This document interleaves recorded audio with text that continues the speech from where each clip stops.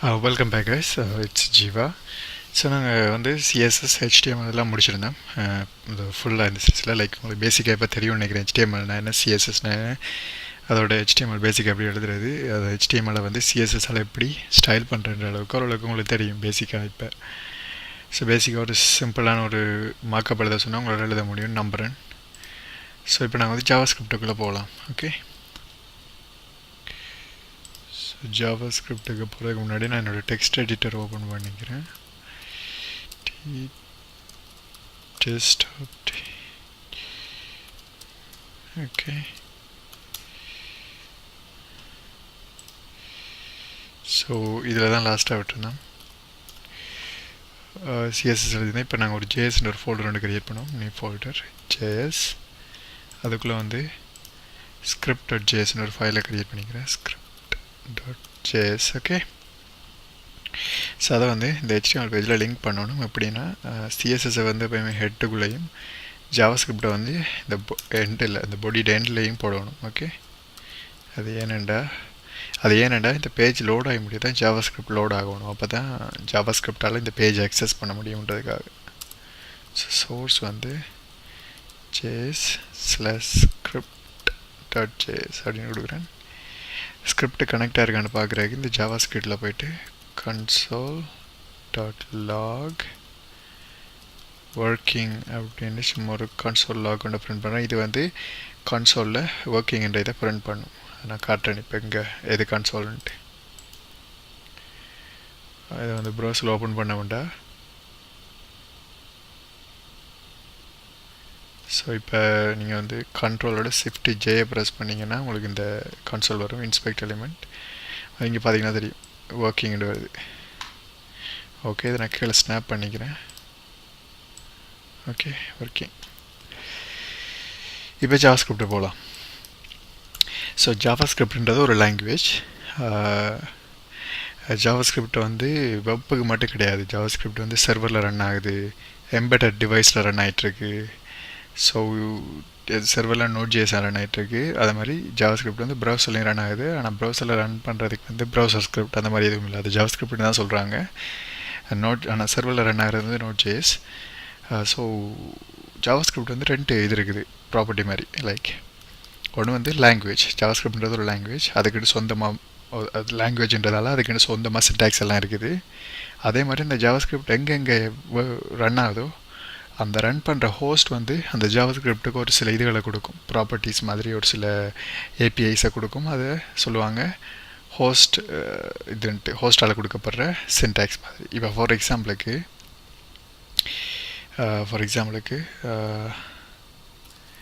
Math வேணாம் உங்களுக்கு okay, மேத்ன்றது இப்போ மேத்ன்ற ஒரு ஆப்ஜெக்ட் இருக்குது ஜாவாஸ்கிரிப்டில். அதில் வந்து ரேண்டம்னு ஒரு ஃபங்க்ஷன் இருக்குது அந்த ஆப்ஜெக்ட்டுக்குள்ளே. ஸோ இது என்ன பண்ணுன்னா, இதை நான் கன்சோல் லாக் பண்ணிக்கிறேன். கன்சோல் லாக்ன்றது சும்மா இதுக்கு டிபக்கிங்க்கு யூஸ் பண்ணுறது. இதை வந்து கன்சோலில் லாக் பண்ணோம், அவ்வளோதான். ஸோ இதை நான் இப்போ லாக் பண்ணிக்கிறேன். ஸோ இது பார்த்திங்கன்னா 0லேருந்து 1 இடையில் இருக்க ரேண்டம் ஃப்ளோட்டை தரும் நமக்கு.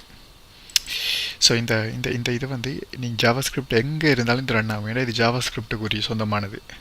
ஸோ ஜாவாஸ்கிரிப்ட் Node.js இருக்கட்டும், வேறு எந்த ஜாவாஸ்கிரிப்டாக இருக்கட்டும், அதில் இது ஒர்க் ஆகும். ஸோ ஜாவாஸ்கிரிப்ட்னு செப்பரேட்டாக ப்ராப்பர்ட்டி இருக்குது. ஸோ அதோட சொந்தமானது. இப்போ ப்ரௌசர் கொஞ்சம் தரும், அந்த ப்ரௌசர் தரது வந்து ப்ரௌசர் மட்டும்தான் ஒர்க் ஆகும். ப்ரௌசரில் ரன் ஆகிற ஜாவாஸ்கிரிப்டுக்கு Node.jsலாம் ஒர்க் ஆகுது. ஃபார் எக்ஸாம்பிளுக்கு டாக்குமெண்ட் அப்படின்ற ஒரு ஆப்ஜெக்ட் இருக்குது. இந்த ஆப்ஜெக்ட் வந்து இந்த ப்ரௌசரால் கொடுக்குறது, இந்த டாக்குமெண்ட்டால் ஜாவாஸ்கிரிப்டுக்கு கொடுக்குறது. ஜாவாஸ்கிரிப்ட் ஓகே, இந்த டாக்குமெண்ட் இதை உனக்கு தரேன், இதை வச்சு நீ இந்த பேஜில் இருக்க டாக்குமெண்ட் இந்த டாக்குமெண்ட்டில் இருக்க எந்த எலிமெண்ட்டை வேணாலும் அக்சஸ் பண்ணிக்கோ அப்படின்னு சொல்கிறது. ஃபார் எக்ஸாம்பிளுக்கு இந்த டாக்குமெண்ட்டில் இருக்க இமேஜஸ் எல்லாத்தையும் நான் இந்த பேஜில் இருக்க இமேஜஸ் எல்லாத்தையும் ஆக்சஸ் பண்ணணும்னா அது எனக்கு ப்ரௌசர் டாக்குமெண்ட் ஒன்று தந்துருக்குது, அதை பயன்படுத்தி நான் ஆக்சஸ் பண்ணலாம். ஸோ டாக்குமெண்ட் ஆப்ஜெக்டில் ஒரு ஃபங்க்ஷன் இருக்குது, get elements bye take name அப்படின்ட்டு. ஸோ பார்த்தீங்கன்னா தெரியும், முதலாவது வந்து லோகேஸ், அடுத்த ஒவ்வொரு வேர்டும் கேபிட்டல் லெட்டரில் வருது. ஸோ இதுதான் ஜாவாஸ்கிரிப்டோட ஸ்டாண்டர்ட். இதை கமல் கேஸ்ன்னு சொல்லுவாங்க, அதை விடுங்க. ஸோ இதை வந்து என்ன பண்ணோம்னா என்ன டேக் இதில் என்ன டேக் நேம் இதில் கொடுக்குறீங்களோ அந்த டேக் எல்லாத்தையும் இந்த வெப் பேஜ்லேருந்து எக்ஸ்ட்ராக்ட் பண்ணி எடுத்து உங்களுக்கு ஒரு அரே மாதிரி தரும். நான் வந்து ஐஎம்ஜின்னு ஒரு டேக் ஆடு அப்படின்னு சொல்லி கொடுக்குறேன். இதை நான் கன்சோல் லாக் பண்ணேன்டா பண்ணிவிட்டு இந்த ரேண்டம் ரிமூவ் பண்ணுறேன். இப்போ ரீஃப்ரெஷ் பண்ணேன்டா. Okay, documented elements not a function elements by tags name, sorry கரெக்டாக ஸ்பெல் பண்ணணும், இல்லாட்டி கூகுளில் போட்டிங்கன்னா வரும். Okay, document dot get elements by tag name கரெக்டாக தான் கொடுத்துருக்கேன். ஐஎம்ஜி எப்படி வரணும்.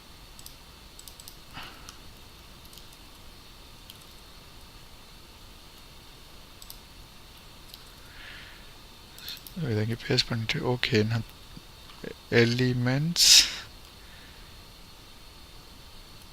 ஓகே என் போடாமல் விட்டுருக்கேன். சாரி, என்னோட டைப் போல் மிஸ்டேக் ஆகிருக்கு, சாரி.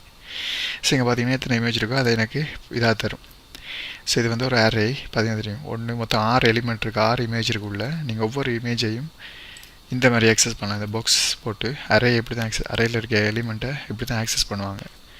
நான் உங்களுக்கு கன்ஃபியூசிங்காக இருக்குன்றதுக்காக இதை வந்து ஒரு வேரியபிளில் போட்டு வைக்கிறேன். ஒரு வேரியபிளில் வார் இமேஜஸ்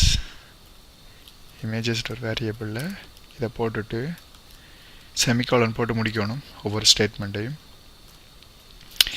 ஸோ இங்கே வந்து இமேஜஸ் அப்படின்னு கொடுத்துட்டு இதில் இருக்க முதலாவது இமேஜ் ஆக்சஸ் பண்ணோன்னா 0 அப்படின்னு போட்டு ஆக்சஸ் பண்ணணும். இதனால் உங்களுக்கு ப்ரோக்ராமிங் பேசிக் இதில் சொல்லித்தர முடியாது, ஏன்னா அது ரொம்ப பெரிய வீடியோ ஆயிரும். அப்புறம் உங்களுக்கு இது வந்து சிம்பிளாக ஜாவாஸ்கிரிப்ட் எப்படி உங்களோட வெப் பேஜில் இப்போ நம்ம க்ரியேட் பண்ண வெப் பேஜில் யூஸ் பண்ணுறதுக்காக சும்மா பேசிக்காக மட்டும் உங்களுக்கு சொல்லித்தரேன் இப்போ. ஓகே, ப்ரோக்ராமிங் கற்றுக்கணும்னா என்னோடய பைத்தான் டியூட்டோரியல் பாருங்கள். ஸோ அது உங்களுக்கு பேசிக் ப்ரோக்ராமிங்கை பற்றி சொல்லித்தருவேன். ஸோ நான் இது வந்து ஒரு இமேஜ் எடுத்துகிட்டு வரும் எனக்கு. ஓகே, ஸோ பேசிக்காகி தான் இப்படி இதெல்லாம் ஆக்சஸ் பண்ணுறது. அதாவது ஜாவாஸ்கிரிப்ட்ன்றது வந்து ஒரு பேஜில் இருக்க டொம்மை வந்து மேனிப்புலேட் பண்ணுறது. டொம்னா இப்படி இருக்கும், DOMன்னு சொல்லுவாங்க. டொம்மோட ஃபுல் இது வந்து டாக்குமெண்ட் ஆப்ஜெக்ட் மாடல் அப்படின்னு சொல்லுவாங்க. டாக்குமெண்ட் ஆப்ஜெக்ட் மாடல்னா என்னென்னா, இந்த எலிமெண்ட்டுக்கு போனீங்கன்னு வைங்களேன், இதில் இருக்க ஒவ்வொரு எலிமெண்ட் இருக்குல்ல, ஃபார் எக்ஸாம்பிளுக்கு இந்த UL டேக் இருக்குல்ல, இது வந்து ஒரு ஆப்ஜெக்ட். அதாவது ப்ரௌசர் விண்டோவில் உங்களுக்கு தர ஆப்ஜெக்ட். அதில் நிறைய ப்ராப்பர்ட்டிஸ் இருக்குது, நீங்கள் நிறைய விதமாக மேனிப்புலேட் பண்ணலாம் நிறைய ஃபங்க்ஷன்ஸை யூஸ் பண்ணி. ஸோ இந்த டாக்குமெண்ட்டில் இருக்க ஆப்ஜெக்ட் மாடல்ஸ் தான் இந்த ஒவ்வொரு எலிமெண்ட்டுமே. ஸோ அதை மேனிப்புலேட் பண்ணுறது தான் ஜாவாஸ்கிரிப்ட். Okay, simple. இதுதான் பேசிக்காக ஜாவாஸ்கிரிப்ட். அடுத்த வீடியோவிலேருந்து நம்ம ஸ்கிரிப்டை ஸ்டார்ட் பண்ணுவோம் எழுதுறதுக்கு. இதில் இந்த லைட் பாக்ஸ் எப்படி க்ரியேட் பண்ணுறேன்னு பார்க்கலாம்.